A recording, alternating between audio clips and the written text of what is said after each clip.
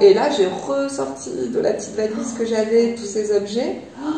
Et je me suis dit, mais waouh, mais j'ai un truc incroyable entre les mains. Et du coup, je me suis souvenue qu'en France, on a la Maison Le Sage, qui est l'une des plus grandes maisons de broderie, perlée de broderie haute couture. Et je suis partie me former chez eux. Bonjour et bienvenue sur ma chaîne Emmanuelle and the Ocean pour cette nouvelle vidéo qui commence encore une fois avec une valise. Aujourd'hui, on part retrouver Cécile Abou, une brodeuse tout juste sortie de la prestigieuse école Le Sage, où elle a appris à manier le crochet de Lunéville.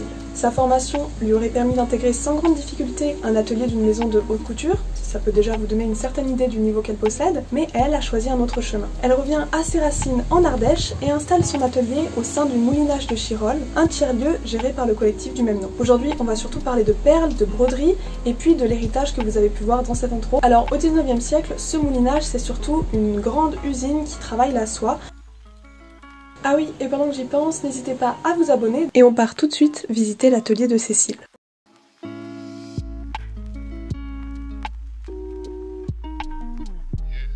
Lorsque tu rentres en tant que brodeuse à la Maison Le Sage, tu découvres qu'en fait c'est un métier très physique, ce qu'on ne dirait pas à première vue finalement. Donc la première fois que je suis allée à la Maison Le Sage, je suis partie faire un stage d'initiation au crochet de Lunéville. Donc je suis restée une semaine pour faire cette formation d'initiation où j'ai découvert le crochet de Lunéville, le métier à broder et la broderie d'art. Et j'ai eu plein de douleurs au corps.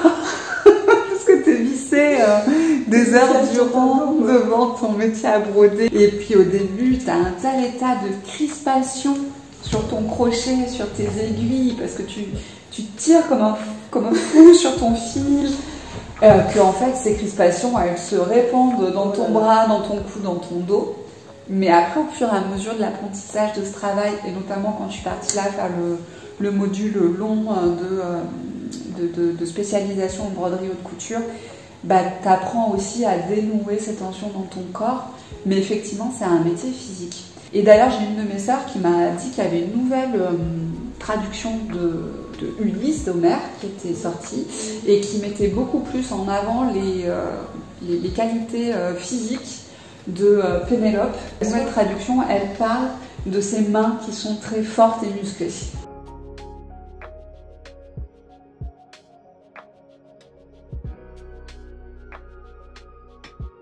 Tu réalises un projet qui est en fait ton travail final. Et est-ce que tu peux nous en parler un petit peu? Est-ce que tu peux nous parler des techniques que tu as employées, de tout ce que ça regroupe finalement pour toi? Ouais.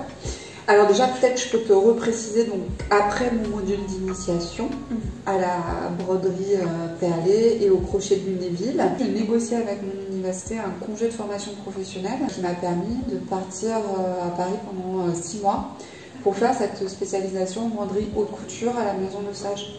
Donc c'est un module de 150 heures de travail en présentiel et au moins autant, si ce n'est 2 ou 3 fois plus de travail personnel pour réaliser un tableau. J'ai fini mes 150 heures et j'ai pas terminé l'ensemble de mon tableau, mais j'ai vu l'ensemble des techniques que je devais maîtriser. Et le tableau est fait de telle sorte, alors c'est un modèle qui t'est imposé, hein, c'est pas un modèle que tu choisis. Il est fait de telle sorte qu'en fait, il peut se découper en 2 moitiés. Donc on travaille en école la partie basse et puis on peut travailler seul la partie haute puisque c'est la répétition avec des motifs différents de toutes les techniques que j'ai apprises pendant ma formation. Ce qui te permet donc de te former et d'avoir un niveau... Qui te permet d'intégrer peut-être une maison de couture déjà? Alors oui, ça peut, je pense. Ouais, il y a certaines filles qui le font aussi dans cette perspective-là. Pas mal de personnes aussi qui viennent du monde de la mode et de la couture et qui viennent se spécialiser sur la broderie perlée. Moi, je me sentais vraiment hyper novice, mais dans un environnement extrêmement bienveillant et avec toujours ce souci de transmission d'un savoir-faire et de techniques anciennes, précieuse du coup, et ce caractère aussi mémoriel m'a beaucoup touchée et moi aussi j'ai à cœur de pouvoir le transmettre plus tard et le fait de former d'autres personnes, ça fait partie de mes projets. Sur son métier à broder, vous avez pu remarquer plusieurs textures comme des perles, des sequins, du ruban, du raffia, du fil de soie et des plumes avec des fils texturisés comme de la lame. Il y a aussi du cuir.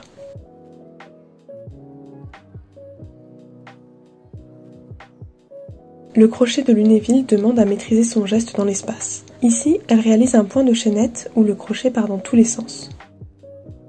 Son travail est à l'envers, elle brode à l'aveugle et ce qui lui permet de se diriger, c'est de regarder le petit rond plat sur son crochet. Ceci lui donne la position du crochet. Le point de chaînette sert à réaliser une pose en vermicelle, très utilisée dans la broderie, car cela permet de créer un beau remplissage. Une main vient diriger le crochet et en dessous, l'autre distribue les perles.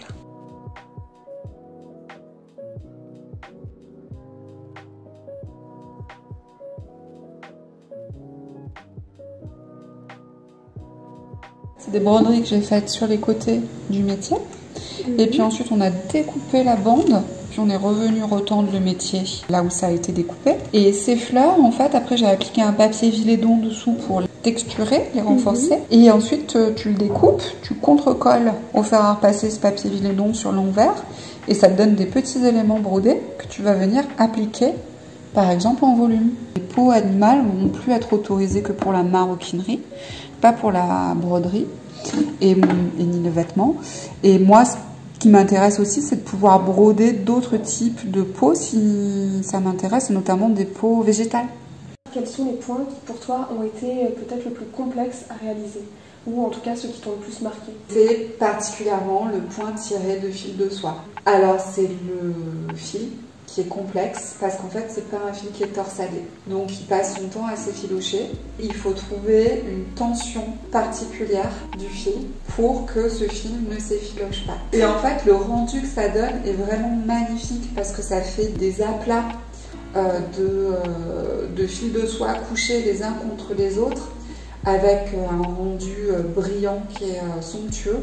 Sauf que quand ton fil s'effiloche, bah, tu perds ce rendu-là. Et vraiment, je pensais que j'arriverais pas à m'en sortir. Et puis, j'ai discuté avec l'une de mes enseignantes qui m'a demandé d'exécuter ce point devant elle. Et elle m'a proposé de couper la tige de mon crochet. Et donc, on a réduit un maximum mon crochet. Donc, d'un coup, j'ai accédé au fait que le crochet de Lunéville, il est vraiment propre à chaque brodeuse. Et à chaque brodeur, il se fait à la main de la personne qui brode. Et puis à un moment donné, ma main s'est mise à comprendre toute seule la tension du fil. Et lorsque tu débutes, qu'est-ce que tu ressens comme émotion? Est-ce que c'est de la frustration de ne pas réussir immédiatement à faire ton travail comme tu veux? Est-ce que c'est beaucoup d'émotion et un peu de fébrilité? Comment ça se passe les premières fois? Tout ce que tu décris là, en fait, j'étais hyper stressée quand je suis arrivée à l'école Le Sage. Ils étaient dans la maison mère, du côté des passages couverts à Paris, quartier de la Bourse. Donc il y avait aussi quelque chose de patrimonial, un grand respect. Tu vois, je suis arrivée, j'étais quasiment en extase devant la plaque maison école Le Sage. Donc c'était assez impressionnant. L'environnement de travail est très feutré. On est avec des artisanes qui sont des meilleurs ouvriers de France, qui ont une expertise incroyable, et ces femmes passionnées qui sont là pour te transmettre leur savoir. Donc c'est magique et c'est très impressionnant de se retrouver derrière son métier à broder qu'il faut tout de suite monter. C'est un énorme défi. Il faut faire attention à son travail, il faut se laver les mains, il faut demander aux gens de ne pas toucher comme ça, même si c'est hyper tentant, parce qu'en fait, même si on a les mains d'apparence propre, ça va venir salir. Où est-ce que tu trouves des matériaux? Est-ce que tu as des bons plans aussi pour celles et ceux qui nous regardent? Ouais. J'ai plusieurs sources d'approvisionnement pour mes matériaux. Bon, déjà, j'ai beaucoup de matériaux qui m'ont été fournis à l'école, parce qu'on n'utilise pas l'entièreté du matériel qui t'est donné, donc ça me fait un petit bagage intéressant. Mais sinon, bah, pour mes fils de coton, je me sers chez DMC. Oui. Pour tous les fils de broderie, c'est la marque chinois. Les perles qui sont les plus utilisées sont les perles Miyuki, les perles japonaises, parce qu'elles ont une très belle régularité. C'est des perles qui sont découpées au laser. Les brocantes, est-ce que tu arrives à trouver parfois? Alors ça, c'est ma deuxième source d'approvisionnement, parce que j'aime beaucoup ce qui est vintage, et moi j'aime beaucoup récupérer des pièces anciennes et des matériaux anciens. Et il se trouve que, en fait, la mère de mon mari m'a donné, il y a déjà quelques années, une sorte d'héritage hyper précieux. À l'époque, j'avais conscience que du caractère esthétique des choses qu'elle m'avait transmises.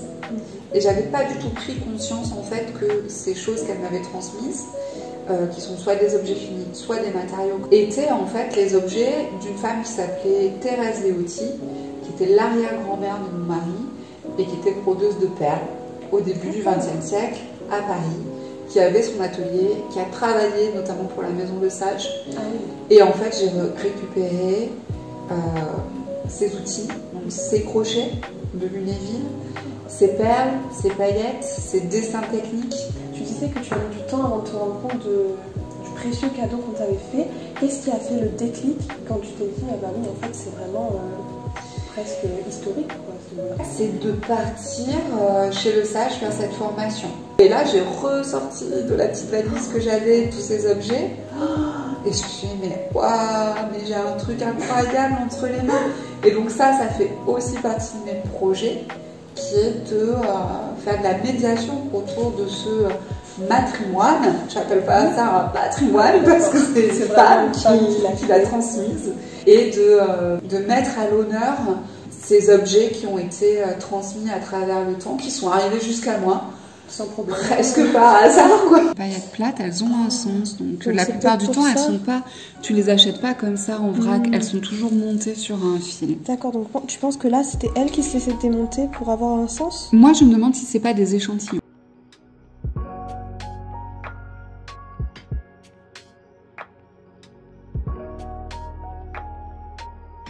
Donc, tu as des indications techniques de couleurs pour des sacs. Les motifs de sac. Oui. Elle m'a sorti plusieurs dessins techniques, tous datés.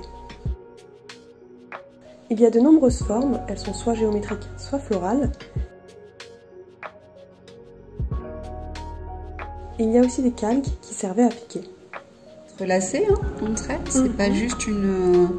C'est pas juste une frange de perles, alors il nécessiterait un petit travail de restauration. Hein. Ici, ce sont des fermoirs de sacs en bakélite, l'ancêtre du plastique. Quand je suis allée me former chez Lesage, moi j'avais hyper envie d'aller visiter les ateliers et puis d'aller dans leur bibliothèque et puis d'aller voir leurs archives. Parce qu'en fait, depuis quelques années, ils se sont dotés d'une mission de conservation et du coup ils rachètent des fonds de maisons de broderie. Les archives, elles sont consultées par des créateurs de mode. Qu'est-ce que tu voudrais faire aussi en tant que projet personnel? Mon idée, c'est d'utiliser les techniques de broderie de perles pour ensuite en faire des accessoires. Et si tu avais des conseils peut-être à donner à ceux qui se lancent en broderie, qu'est-ce que tu leur dirais avec ton expérience, ton parcours déjà? De dépasser le stress que ça peut être au début, parce que c'est très minutieux, il y a plein de gestes techniques que tu apprends en un temps hyper condensé, et que c'est l'apprentissage régulier qui va faire que ça va devenir quelque chose de beaucoup plus fluide, et que le plaisir va et là, voilà. Et est-ce que tu trouves quand même des inspirations sur Pinterest, des sites un peu plus récents, ou finalement ça reste quelque chose oui, beaucoup. Et alors moi, il y a quand même tout un courant de broderie aussi. Alors pas vraiment de broderie, plutôt tissage de perles, très inspiré de motifs ethniques. Il y a beaucoup de filles qui travaillent aux États-Unis sur des collections de bijoux comme ça. Et elle m'inspire beaucoup. Son amour pour la perle, un objet qui la fascine de par son esthétisme, remonte à son enfance en Ardèche. Dans la maison de ses grands-parents, un lustre en pâte de verre s'effiloche avec le temps. Armée d'une aiguille, la petite fille débusque patiemment les perles coincées entre les lames du plancher. Cette activité la fascine et l'attache à ce petit objet qu'est la perle.